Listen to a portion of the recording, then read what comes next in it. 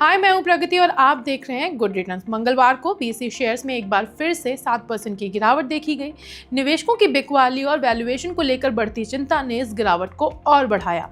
11:02 पर बीएसई का शेयर 5.24% या फिर कहें 138 रुपये 20 पैसे की गिरावट के साथ 2498 रुपये पर ट्रेड कर रहा था। इस बिकवाली का मेन कारण सेबी की ओर से अमेरिकी ट्रेडिंग फंड जेन स्ट्रीट के खिलाफ की गई कार्रवाई है। सेबी ने जेन स्ट्रीट पर भारत में इक्विटी डेरिवेटिव से $2.3 बिलियन कमाने के लिए मैनिपुलेटिव स्ट्रेटजीज का इस्तेमाल करने का आरोप लगाया है।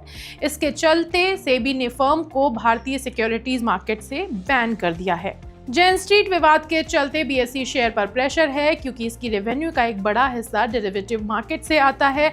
FY26 के लिए जेफरीज ने अनुमान लगाया है कि बीएसई की कुल आय में 58% योगदान जो है डेरिवेटिव से होगा। हालांकि इस सेगमेंट में एफपीआईज का कंट्रीब्यूशन सिर्फ 3 से 4% है और अगर जेन स्ट्रीट की बात करें तो इसका हिस्सा लगभग 1% के करीब है।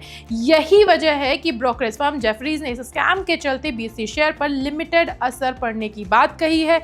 वहीं share market expert Avinash Gorakshkar ने हमसे बातचीत करते हुए दावा किया था कि जेन स्ट्रीट मामले के चलते शेयर में ज्यादा गिरावट नहीं आएगी।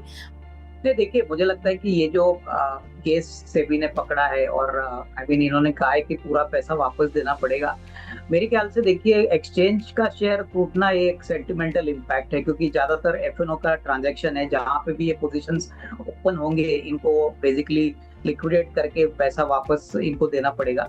तो इमीडिएट जो रिएक्शन हम कहते हैं, नी जर्क रिएक्शन, वो आपको देखने को मिला है। ऐसा कोई फंडामेंटली बिजनेस में कोई खराबी बीएसई की आई नहीं है क्योंकि देखिए, बीएसई में एक्सचेंज का बिजनेस तो आप बेचो या खरीदो, एक्सचेंज में तो आपको बेचना ही पड़ता है, तो उस हिसाब से तो उतना टर्नओवर तो एक्सचेंज पे होगा।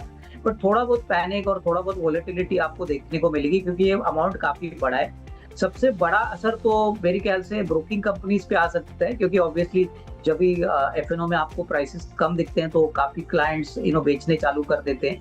तो मुझे लगता है कि ये जो भी है ये टेम्पररी है, हो सकता है 3-4 दिनों के लिए इसका असर आपको देखने को मिले, बट लॉन्गर टर्म में मुझे लगता है ये न्यूट्रलाइज होगा। इसमें कोई बड़ी खराबी या कोई बड़ा पैनिक सेल ऑफ नहीं आएगा।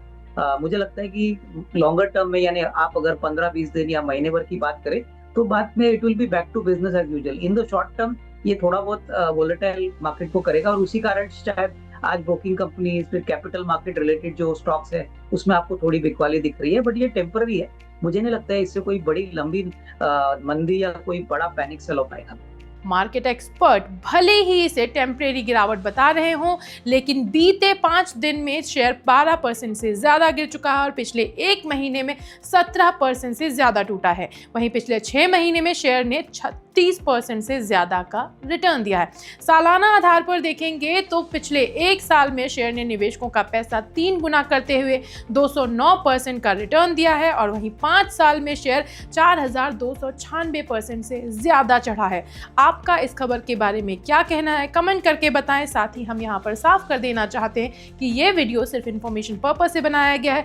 गुड रिटर्न्स आपको निवेश करने की सलाह नहीं देता है। निवेश करने से पहले अपने फाइनेंशियल एडवाइजर की सलाह लें। साथ ही इस तरह की खबरों के लिए सब्सक्राइब करें गुड रिटर्न्स चैनल।